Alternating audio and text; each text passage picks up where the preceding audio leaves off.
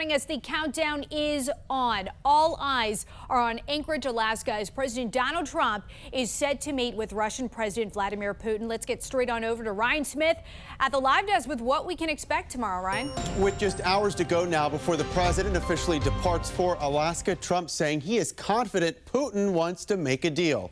This after he threatened severe consequences if peace cannot be reached.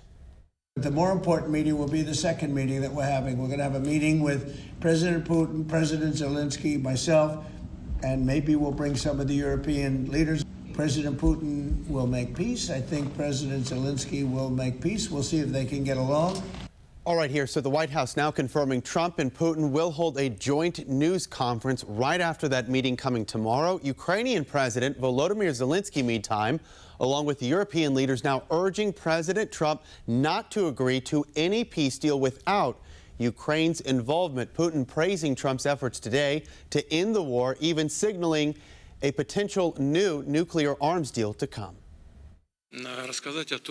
To tell you about the stage we are at with the current American administration, which, as everyone knows, is making, in my opinion, quite energetic and sincere efforts to stop the hostilities, stop the crisis.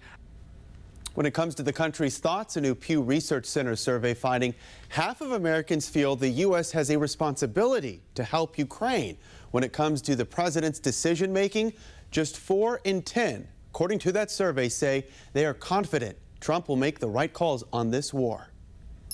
President Trump has long boasted he gets along well with President Putin. Months before he was first elected in 2016, Trump cast doubt that Russian government hackers had stolen emails from Democrats, including Hillary Clinton.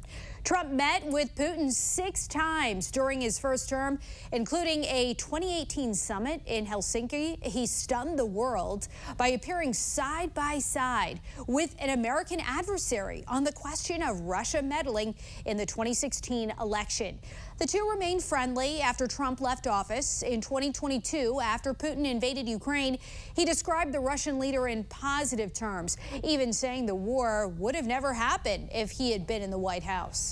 And when it comes to making an actual deal to end the war in Ukraine, President Putin has a track record of violating ceasefires. Back in 1999, Putin violated a 1996 deal with Chechnya, a republic in Russia, sparking a second invasion.